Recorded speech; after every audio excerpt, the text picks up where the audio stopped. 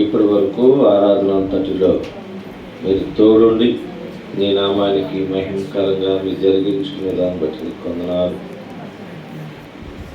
వాక్య భాగంలోకి వెళ్ళుచుండగా వాక్యంలోని మర్మాలను మూలార్థాలను మాకు తెలియచేయండి. గొట్టివాణ్ణి మట్టివాణ్ణి ప్రభా, ఏ యోగ్యత శ్రేష్టత లేని వాడికి నిలబడుచుండగా కొద్ది నిమిషాలు నన్ను నీ చెరువు చాటున మరుగుపరచండి. మా నోటిని మీ గౌరవగా వాడుకోనండి.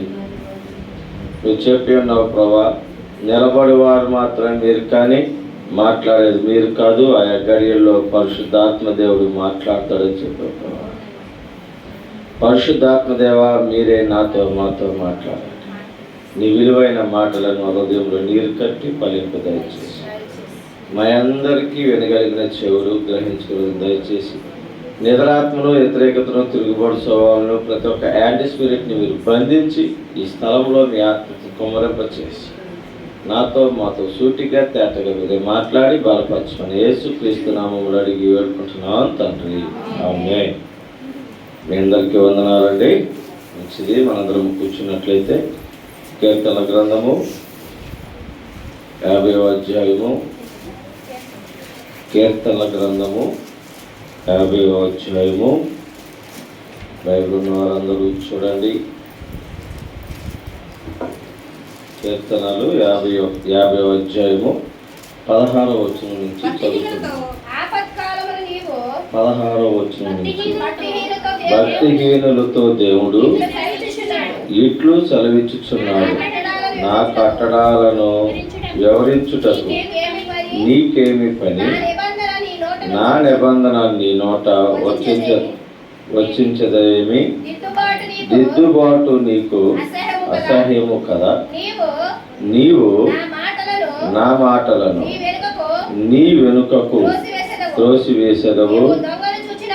నీవు దొంగను చూచినప్పుడు వాడితో ఏకేపించదవు. వ్యభిచారులతో నీవు సాంగత్యము చేసెదవు. కీడు చేయవలెనని నీవు నోరు తెరుచుచున్నావు. నీ నాలుక కపటము కల్పించుచున్నది. నీవు కూర్చుండి నీ సహోదరుని మీద కొండెములు చెప్పుచున్నావు. నీ తల్లి కుమారుల మీద అపనిందలు మోపుచున్నావు. ఇటు పనులు నువ్వు చేసినను నేను మౌనై ఉంటిని. అందుకు నేను కేవలం నీ వంటి వాడినని నీవు అనుకుంటివి. అయితే నీ కనుల ఎదుట ఈ సంగతులను నేను వరుసగా ఉంచి నిన్ను గద్దించదను. దేవుని మరుచువారులారా, దీని యోచించుకొనిడి.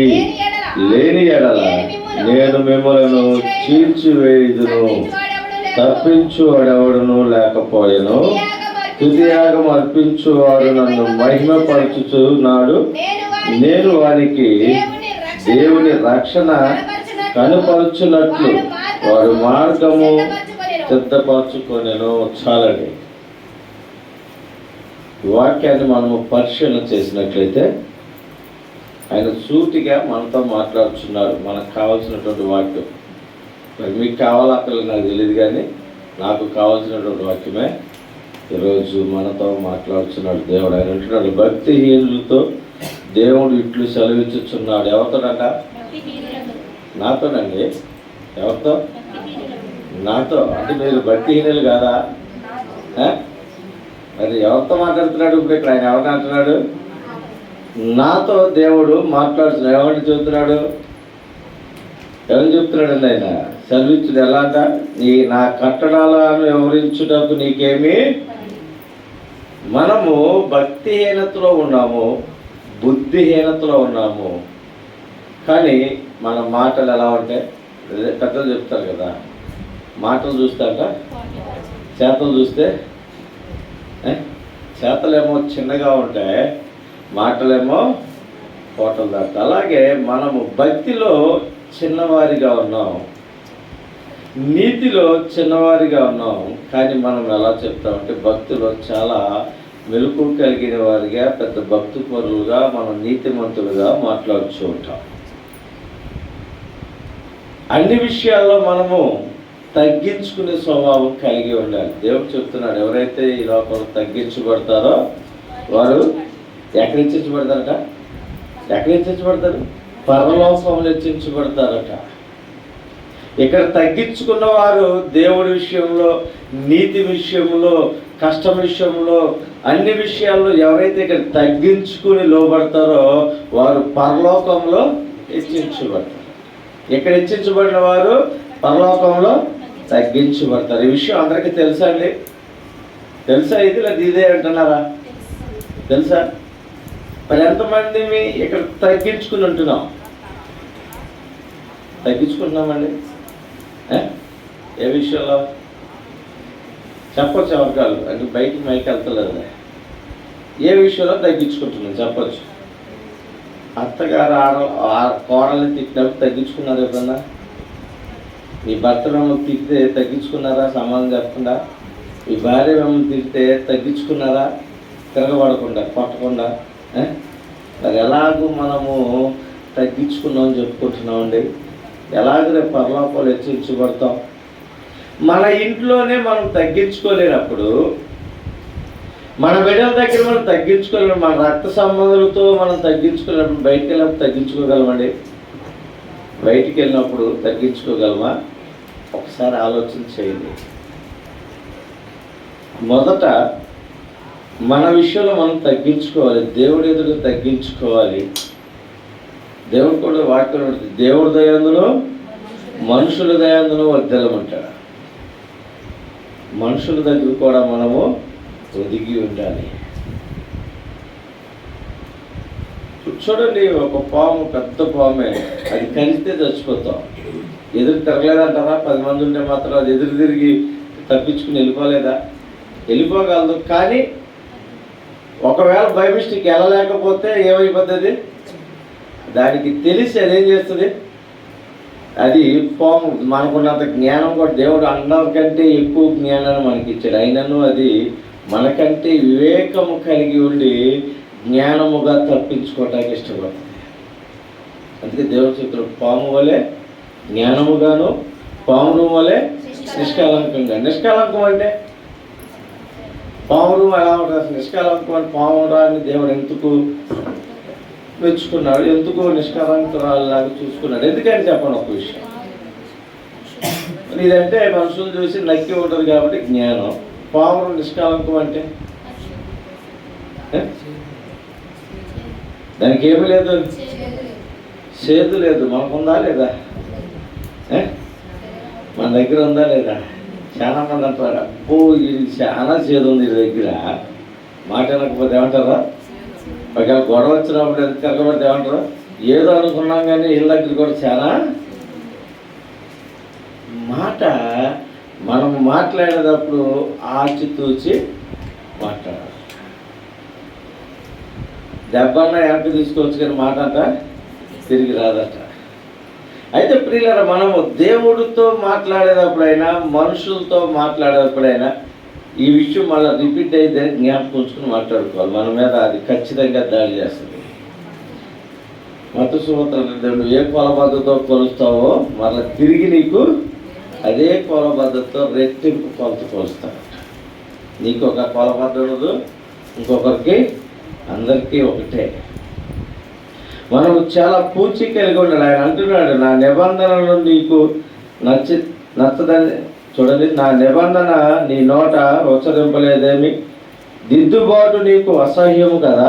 నీవు నా మాటలను నీ వెనుకకు త్రోసివేసితివి. ఇది నిజమేనండి. దేవుడు మాట్లాడి మనం ఎంతమందిని ధిక్కరించిన వారికి వాళ్ళం. ధిక్కరించామా? అనుసరిస్తున్నామా? అనుసరిస్తున్నాం కదండి. శిరస వహిస్తున్నాం లేదా? మాట్లాడలేదు. ఒకటి ధిక్కరించామా, లేక ఎదిరించామా, లేకపోతే అనుసరించామా? దేవుడి మాటల్ని ధిక్కరించిన వారిగా ఉన్నాం. ఆ మాట నేను బయటకు వచ్చాక నువ్వు దేవుడి మాట వింటారంటే మీరే ఓకే నిజమేనని వింటారంటారా? నిజం చెప్పండి. అసలు వింటారా? పైకి ఒకవేళ తప్పక అవును అంటారేమో, కానీ మనసులో మాత్రం గంట సొనుక్కుంటుంది. వీళ్ళు ఏదో చేసినట్టుగా మాకు చెబుతున్నారు. ముందు ఏం చేస్తామంటే మనము ఎదుటి వారిని విమర్శించడానికి చూస్తాం, ఎదుటి వారిలో ఉన్నటువంటి లోపాన్ని వెతకడానికి చూస్తాం. నేను 7th క్లాస్ తప్పినప్పుడు నేను మా అమ్మ ఇంటికి రాగానే అయ్యా పాస్ అయ్యావని అడిగింది మా అమ్మ. నాతో పాటు 2 తప్పారమ్మా అని చెప్పాను. ఏం చెప్పాను? నాతో పాటు 2 తప్పారు. నేను ఒక్కనే కాదు, ఇంకొక 2 కూడా తప్పారంటే నేనేమి తప్పు కాదు, నాకులాగే ఇంకొన్నానంటే మీరు తిట్టక్కర్లేదు అన్నట్లుగా నాతో పాటు ఇంకొకరిని జత చేర్చుకున్నా. అది కరెక్ట్ అంటారా? కరెక్ట్ అన్నది. వారికంటే ముందు అవును నేను తప్పాను కాబట్టి అమ్మ నేను తప్పానని అక్కడ సమాధానం పడాల్సింది పోయి నేను కూడా నాకు ఇంకొకరిని అడ్జస్ట్ చేయాలి. మనం అదే చేస్తున్నాం, మనం అదే చేస్తున్నాం. ఎదుటి వారిని చూసి దేవుడు పనులు చేయటం కూడా మానేసాం మనం. కానీ ప్రియులారా, నిన్ను నన్ను చూసి దేవుడు ఏనాడు మనం అసహించుకోలేదు, మన పక్షాన కార్యం చేయటం మానలేదు. ఆయన అన్నీ చేస్తున్నాడు. కానీ మనమే చెప్పిన మాటలు వినో లేక మనకు తిరిగి జరగలేదనో నిర్లక్ష్యంగా ఉంటున్నాం. అటు నిర్లక్ష్యత మనకే లాస్ట్, దేవుడికేమి కష్టం కాదు. మనం మారకపోతే దేవుడైనా పరలోకం నుంచి నరకానికి వెళ్తాడండి? వెళ్ళేది ఎవరు? ఈ పాపానికి ప్రాయశ్చిత్తం పొందేది ఎవరు? ఆయన మన కోసం వచ్చాడు ఈ లోకానికి, నిన్ను నన్ను రక్షించాడు. ఆయన పని తుదముట్టించుకుని మరలా ఆయన రాజ్యము ఆయన వెళ్ళిపోయాడు. ఆయన ఎదురు చూస్తున్నాడు. ఎవరైతే నీతిని అనుసరించి యథార్థత కలిగి జీవిస్తారో వారిని ఆయన రాజ్యం తీసుకెళ్తాక ఆయన ఆశపడుతున్నాడు. ఇక్కడ ఎవరైతే ఆయన చిత్తాన్ని నెరవేర్చుకుంటూ ముందుకు సాగుతారో, నీతిమంతులకే శ్రమ ఉంటుందండి ఎప్పుడైనా, కదంటారా? ఎవరికి శ్రమ ఎక్కువ ఉంటుంది? రోడ్లో అప్పుడు తిరిగే వాళ్ళకి శ్రమ ఉంటుందా? అడుక్కునే వాళ్ళకి శ్రమ ఉంటుంది అంటారా? అనుకుంది. ఫర్ ఎగ్జాంపుల్ ఇప్పుడు అడుక్కుంటున్నాడు, వాడికి శ్రమ ఉంటుంది అంటారా? వెళ్తాడు, 4 ఏళ్ళకి వెళ్తాడు, అడుక్కుంటాడు, తింటాడు, పడుకుంటాడు, చచ్చి ఎక్కడో తడుతుంది. ఎవడు అడిగేవాళ్ళాడు? శ్రమ ఎవరికి? నీతి కొరకు నిలబడే వారికి శ్రమ ఉంటుంది. ఆయనే చెప్తున్నాడు, నన్ను వెంబడించు వారికి శ్రమ అని. ఆ శ్రమను చూసి మాకు దేవుడు ఏం చేయలేదని ఎందుకు వెనుదిరుగుతున్నాం? మనం వెనుదిరుగుతున్నాం, వెంబడిస్తున్నాం. నిజం చెప్పండి, మనకి ఆయన కార్యాలు చేయట్లేదని మనం మనసులో నొచ్చుకుంటున్నామా లేక ఇంకా నువ్వు స్తుతిస్తున్నావు? నిజంగా చెప్పండి. ఎవరివాడు హృదయాన్ని ఒప్పుకున్నవాడు, ఒప్పుకొని విడిచిపెట్టేవాడు ధన్యుడు. మనం ఏం చేస్తున్నాం? ఈ రోజుకి నిజంగా దేవుడు నా పక్షాన్ని ఏమీ చేయట్లేదని నిస్సహాయ స్థితిలో ఉన్నాం మనం ఈరోజు. దేవుడు మన పక్షాన్ని ఏమీ చేయకపోతే ఈరోజు మనం ఇలా ఉండేవారమే కాదు. మనకేది కావాలో ఆయనకు తెలుసు, ఎప్పుడు ఇవ్వాలో అప్పుడే ఇస్తాడు. ముందు ఇస్తే దాన్ని ఎన్నోసార్లు మనకి అవసరానికి మించి ఎన్నోసార్లు మనకు ఆయన సాయం చేసి దాన్ని వ్యర్థంగా మనం పాటు చేసాం. పాటు చేయలేదండి? ఆయన ఇచ్చే అవకాశాన్ని మనం పాటు చేసుకోలేదా? అనేక మార్లు పాటు చేసుకున్నాం. ఎందుకే తెలుసా? దాని విలువ తెలియక. ఇప్పుడు విలువ తెలిసేటప్పటికి అది లేదా తల్లిదండ్రులు ఉన్నప్పుడు లెక్కలు ఎంత ఆనందం ఉంటారు. తల్లిదండ్రులు పోయాక బాధ వచ్చినప్పుడు అదే అంటారు పెద్దలు. వాళ్ళు ఉన్నప్పుడు వాళ్ళ విలువ తెలియదు, లేనప్పుడు వాళ్ళ విలువ తెలుస్తారు. అవకాశం వచ్చినప్పుడు దాన్ని ఊరికే వచ్చింది, విలువ తెలియక పాటు చేసుకున్నావు. పొందుకోవాలంటే చాలా కష్టపడాలి. దేవుడు తన ప్రాణాన్ని బలిగా పెట్టి నిన్ను నన్ను పరిశుద్ధులుగా తీర్చాడు, ఉచితంగా ఇచ్చాడు. దాన్ని మనం పరిశుద్ధతను పోగొట్టుకున్నాం, యథార్థతను పోగొట్టుకున్నాం. మనం చేసే సహవాసాలు కూడా మంచి అయి ఉండాలి. మాట్లాడేవారు మన స్నేహితులు కూడా మంచివారు అయి ఉండాలి, పరిశుద్ధులు అయి ఉండాలి. అందుకే చూడు, కొంచెం కిందకు వస్తే ఎవరితో సహవాసం చేస్తున్నాడు మనం? 18వ అధ్యాయం. నీవు దొంగను చూసినప్పుడు వానితో ఏకేపించదవు, వ్యభిచారులతో నువ్వు సాంగత్యం చేసేదవు, కీడు చేయవలని నీ నోరు తెరిచున్నావు, నీ నాలుక కపటము కల్పించుచున్నది. ఎవరితో చేస్తున్నాడు మన సహవాసం? నీతిమంతులతో సహవాసం చేయాలి. మన స్నేహం చేసేవాళ్ళు మంచివాళ్ళు చెడ్డవాళ్ళు మనకు తెలీదా? నిజంగా చెప్పండి, తెలీదా? తెలుసా? తెలీదా? మరి ఎందుకు మనం వారితో సహవాసం చేస్తున్నాం? కొన్ని వారు చెడ్డవారే, కొన్ని వారిని మార్చడానికి ట్రై చేస్తాం మనం. నిజంగా చెప్పండి, వారి దగ్గర కూర్చున్నప్పుడు వారు చెప్పిన మాటలు మనం ఆనందపడతామా, లేక దేవుడి మాటలు మనం చెప్తే వారు ఆనందపడతారు కదా చెప్పండి. మనం ఎప్పుడంటే చెప్పడానికి ట్రై చేశారు మీరు ఎవరికైనా మీ స్నేహితులకి, మీ సహవాసం చేసేవారికి దేవుడి మాటలు చెప్పి ఎలాంటిది ఇది కరెక్ట్ కాదమ్మా, మనం మంచి మార్గంలో నడవాలి, ఇది ఒక మార్గం ఉంది రాని ఎంతమందిని అన్న మీరు ఒకళ్ళన్నా పిలిచారా మీ స్నేహితుల్ని? తప్పుదారి నడుస్తున్నటువంటి స్నేహితులు ఉన్నారు, అందరికీ ఉన్నారు. ఎవరికైనా లేకపోతే దయతో క్షమించండి. వారి మాటలు మీరు ఇంటాకి వెళ్తున్నారా, మీరు దేవుడి మాటలు చెప్పడానికి వెళ్తున్నారా? వారి దగ్గరికి సహవాసం ఎవరి కోసం వెళ్తున్నారు? మీరు చెడిపోవటానికి వెళ్తున్నారా, వాళ్ళు బాగు చేయడానికి వెళ్తున్నారా? లేదు కొన్ని మామూలుగా పద్ధతిగానే అక్కడికి వెళ్ళారు, మీరు చెడిపోయారా, వాడిని బాగు చేశారా? అదొకటి చెప్పండి నాకు. మీ సహవాసం చేసే వారితో మీరు ఏకీపించారా, లేక వారు మీతో ఏకీపించి మీ మార్గంలోకి వచ్చారా? ఏం చేశారు? ఏం మాట్లాడుకుంటాం అక్కడికి వెళ్ళి? దేవుడి మాటలో మాట్లాడుకుంటారా? ఏమండి మాట్లాడండి. కోపం వస్తుందా? మా పర్సనల్ విషయాలు మీకు ఎందుకంటారా? ఇక్కడ దేవుడు అడుగుతున్నాడు, ఎవరితో సాంగత్యం చేస్తున్నావు, ఎవరితో స్నేహం చేస్తున్నావు, ఎవరితో మాట్లాడుతున్నావు, ఎవరితో సమయాన్ని గడుపుతున్నావు? అదే స్థితిలో నీ తల్లి, నీ కొడుకు, నీ కూతురు, నీ తండ్రి ఉంటే వారిని కూడా అలాగే ప్రోత్సహిస్తూ మాట్లాడతారా? అలాగే ప్రోత్సహిస్తారా? ఇప్పుడు పూర్వం ఒకడు వచ్చి ఫోన్ ఇవ్వమ్మ ఒకసారి ఇంటికి ఫోన్ చేసుకుంటాడు, ఫోన్ మళ్ళీ దానికి ఫోన్ చేస్తాడు మీ ఫోన్ నుంచి. ఇవ్వట్లేదు మీరు ఫోన్లో చేయట్లా, మాట్లాడతలా? అది రేపు పొద్దున్న మీరే లెక్క చెప్పాలి. అదే తీరి మీ ఇంట్లోకి వస్తే పరిస్థితి ఎలా పడుతుంది ఆలోచించేయండి. అవన్నీ మనం ముందుంచే దేవుడు ఈరోజు హెచ్చరిస్తున్నాడు. ఇప్పుడు ఇది హెచ్చరికలు. మన స్థితిగతులు మనం మార్చుకోకపోతే, ఇప్పటికైనా మన స్నేహాలు మార్చుకోకపోతే, మన బ్రతుకు మార్చుకోకపోతే రేపు ఏదైనా ఏడవలసి వస్తుంది. నీ కుటుంబం అంతా ఒకరితో పోరేది. ఆయన చెప్తున్న మాట అదే, నీ పితల పాపం, నీ పాపం నీ బిడ్డల ఊళ్ళో కొలుచు పోసేస్తాడు. ఏం పోగేస్తున్నాం మనం? ఏం సంపాదించుకుంటున్నాం?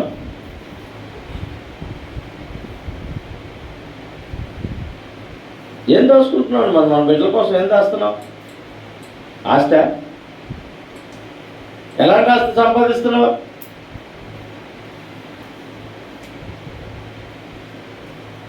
మేమిద్దరం భార్యాభర్తలు ఇద్దరు, మా పిల్లలు కూడా కష్టపడి పొద్దున్న సాయంత్రం 10,000 అమ్మినా సాయంత్రానికి 500 రూపాయలు ఇంట్లో మాకు కష్టార్జితం రాదు. మాకు 500 రూపాయలు కష్టార్జితం నిలబెట్టుకుని ఇదిగో నాకు కష్టమని దాచుకోవడానికి లేదు. మాకు నలుగురు కష్టపడతాం, మాతో పాటు ఒక జీతం ఇచ్చుకోవాలి, కష్టపడతాం. ఊరికి పొలం వెళ్ళి వస్తారు, 300-400 సంవత్సరంకి వస్తారు, కాసు బంగారం కొంటారు. ఎక్కడ కొంటుకుంటున్నారు? కష్టార్జితమైన నిజంగా చెప్పండి. గుళ్ళ మీద చేసుకుని ఎంతమంది కష్టార్జితంతో గుళ్ళ మీద చేసుకుని సంపాదించుకుని బంగారం కొనుక్కుంటున్నారు యథార్థత కలిగి? పోగేసుకుంటే రేపొద్దున నీతో రాదది. నీ బిడ్డలకు శాపంగా మారింది, పాపపు సొమ్ము అయితే. అక్రమం చేయవాలన్న ఎదురు నుంచి దూరంగా పడి అంటాడు ఆయన. మనం ఆదివారం చర్చికి వచ్చేసినంత మాత్రాన, బుధవారం వచ్చేసినంత మాత్రాన పాపాలు ఒప్పుకొని విడిచిపెట్టాలి, అతిక్రమం విడిచిపెట్టాలి. మన వేషధారణ బ్రతుకు నుంచి విడిపించబడాలి. ఊసర వెళ్ళి లాంటి బ్రతుకు అనవసరం. నటించే వారిని దేవుడు ఎప్పుడు ఇష్టపడ్డు. యథార్థత కలిగిన వారి వైపు చూస్తాడు. యథార్థత కలిగి ఉంటే నాకు ఇష్టం. ఎలా ఉంటున్నాం మనం? ఎలాంటి జీవితం జీవిస్తున్నాం? పరిశీలన చేసుకున్నాం ఎప్పుడన్నా? ఎవరితో కూర్చుంటున్నాము, ఎవరితో స్నేహం చేస్తున్నాము ఆలోచన చేసామా? అదే పరిస్థితి నా కొడుకో లేకపోతే నా కూతురు కూర్చున్నాను ఊరుకుంటారా? మీరు ఊరుకుంటారా? కూర్చుందిలే, మంచి అవసరం, మంచి అవుతాడు, కూర్చుందని నేర్చుకుంటుందిలే అనుకుంటారా? నేర్చుకుంటే మన ఎగ్జాంపుల్ చెప్తుంది. నేర్చుకుంటే ఏంటి పరిస్థితి? పెద్దలు చెప్తారు సామెతేమని, ఆవెళ్ళి తెలుసు మీకు అందరికీ తెలుసండి. ఆవెళ్ళి చేలో వేస్తే దూడెక్కడ వేస్తుందట, గట్టు వేస్తుందండి, చేలోకి వెళ్తుంది. నువ్వు ఎవరితో సహవాసం చేసావో, మనం ఎవరితో సహవాసం చేస్తున్నామో మన బిడ్డలు అదే చేస్తారు. మనం ఏ పని చేస్తున్నామో మా బిడ్డలు అదే చేస్తారు. ఇప్పుడు నేను కొబ్బరికాయలు కొడుతున్నాను, వచ్చి నా కొడుకు కొబ్బరికాయలు కొడుతుంటారు. అన్నా సరే చిన్న కాయే అంటే ఏమొచ్చేసింది? అలవాటు వచ్చేస్తుంది. అంటే మేము కూడా మనం ఏం చేస్తాం మన బిడ్డలు అదే నేర్చుకుంటారు. మనము పాపానికి దూరంగా ఉండాలి, పాపం చేసే వారికి కూడా దూరంగా ఉండాలి. వారి కొరకు ప్రార్థన చేయాలి. వాళ్ళతో కూర్చోమంటలేదు, వారి కొరకు ప్రార్థన చేయాలి. అక్కడ దేవుడు మందిరంలో పడి ప్రార్థన చేయాలి. వారితో కూర్చొని ముచ్చట్లు వేసుకుంటే మనం కూడా భ్రష్టులం అయిపోతాం. 100% చెప్తున్నా. మంచి మొక్క మొలవాలంటే దానికి చాలా జాగ్రత్తగా పెంచితే మంచి మొక్క అవుతుంది. జామ మొక్క బతకాలంటే. అదే జామ మొక్క పక్కన పిచ్చి మొక్కలు 4 పెట్టవసరం లేదు. అసలు ఎన్ని వస్తాయి? ఒక మొక్కను బ్రతికించాలంటే చాలాసార్లు కలుపు తీయాలి. అక్కడ పిచ్చి మొక్కలు చాలా వస్తాయి చెట్టు చుట్టూ. మన నీతిని అనుసరించాలంటే, నీతిమంతులుగా మార్చబడాలంటే అనేక మందిని మనము విడిపించుకుని బయటికి రావాలి. ఒలీవ్ ఆయిల్ అంత విలువ ఎందుకు? అది ఎలాంటిది? ఎంతో కష్టపడి ఎన్నో బలి రాక్షసి మొక్కల నుంచి చీల్చుకుని బయటకు వచ్చి బ్రతికింది, ఎదిరించుకుంటూ. అంతే విలువ. మనకుందా విలువ అండి? పనికి మాలినవాడు అనిపించుకోవడం చాలా ఈజీ. మంచివాడు అనిపించుకోవడానికి చాలా కష్టపడాలి. మనం నడిచే మార్గం యథార్థమైనటువంటి మార్గము. ఆయన మార్గాన్ని మనం అనుసరించాలి, ఆయన నీతిని మనం అనుసరించాలి. ప్రియులరా, మనం చేసే క్రియలు, మనం మాట్లాడే మాటలు యథార్థమైనవి ఉండాలి. మన సమయాన్ని వృధాగా పాటు చేసుకుంటున్నాం. ధనం కోసము మన స్నేహితులు మార్చుకుంటున్నాం. ఈ లోకంలో పేరు ప్రఖ్యాతుల కోసం స్నేహితులు మార్చుకుంటున్నాం. కానీ ఈ లోకంలో పేరు ప్రఖ్యాతులు అందరు మాత్రమే.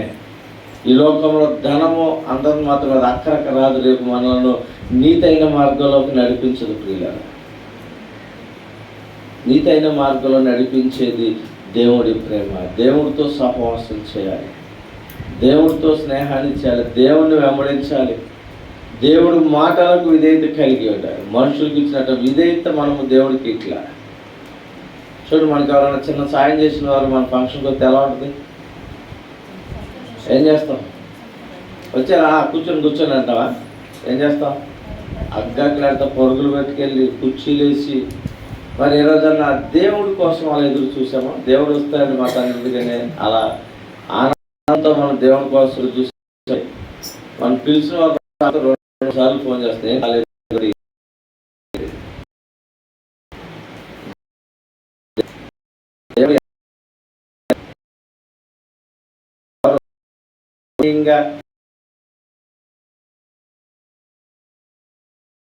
దేవుడు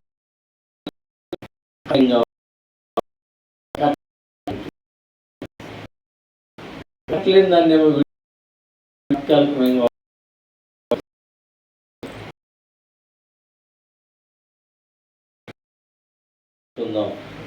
మన జీవన శైలిని మార్చుకోవాలి, మనం దిద్దుకోవాలి.